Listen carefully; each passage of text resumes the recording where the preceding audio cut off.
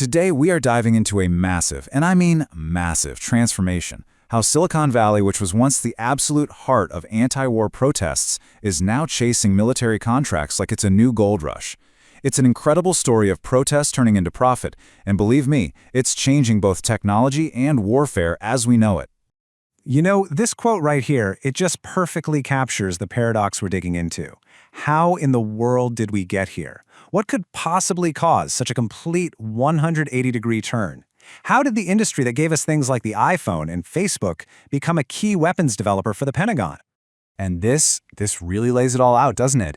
It's like looking at two completely different places. We went from an entire culture built on peace, love, and making cool gadgets for regular people to a whole new era of national security, huge profits, and this new idea of patriotic tech. The change is just so stark, and honestly, it happened way faster than you might think. Okay, so to really get what's happening now, we have to look back at how things used to be. It's actually easy to forget, but Silicon Valley's original roots, they were deeply tied up with government money. The split from defense work, that was a very deliberate, very cultural choice that really defined a whole generation of engineers and entrepreneurs. This timeline really maps it out. Back in the 50s, it was Department of Defense funding that basically built the whole semiconductor industry. But then came the Vietnam War, and it just tore everything apart culturally. You had engineers questioning the morality of their work, and for the next few decades, the focus shifted hard, towards consumer tech.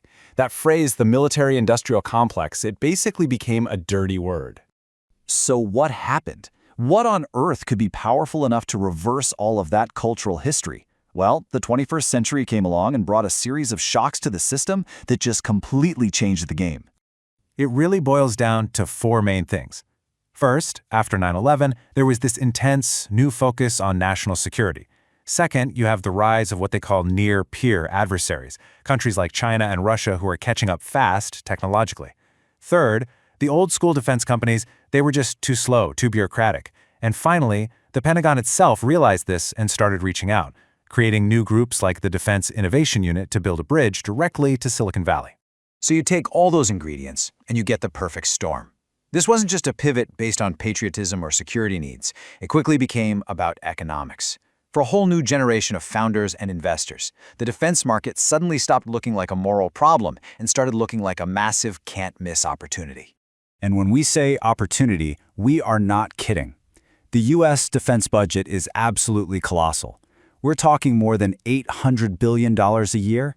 If you're a startup looking for reliable, long-term money, that kind of funding makes even the biggest consumer markets look tiny. It's a whole different ballgame. So if you're a founder, why are you suddenly saying yes? Well, a few big reasons. A lot of the tech is dual use, meaning the same AI that helps Amazon deliver packages can also help the military manage supply lines. The money is stable, unlike the fickle consumer market. And critically, you now have big-name venture capital firms pouring money specifically into this space. You wrap all of that in a new narrative about a patriotic mission, and you've got a recipe that's attracting some of the smartest people in the world. And this isn't just an idea. Real companies are making billions. You've got Anduril, which was founded by the guy who created the Oculus VR headset, and now they're building AI-powered drones.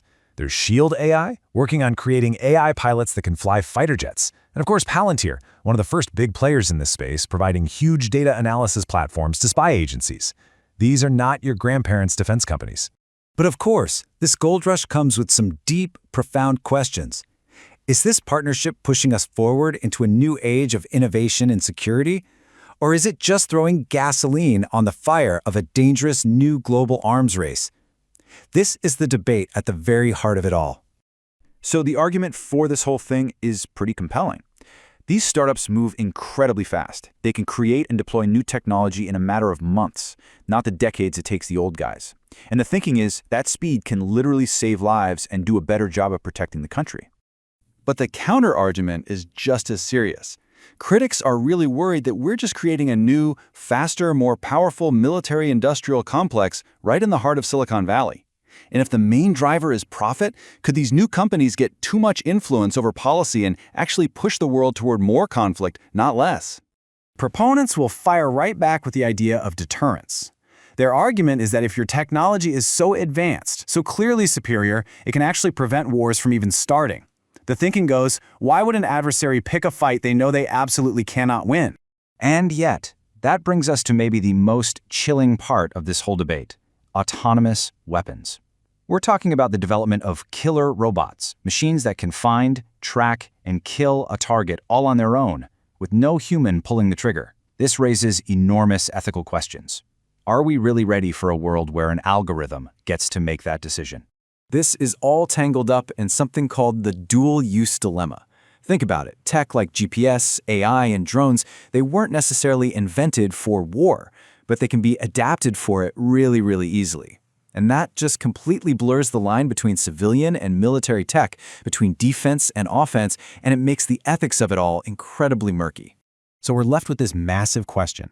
Is Silicon Valley's big pivot into defense creating a golden age of innovation that will ultimately keep us all safer?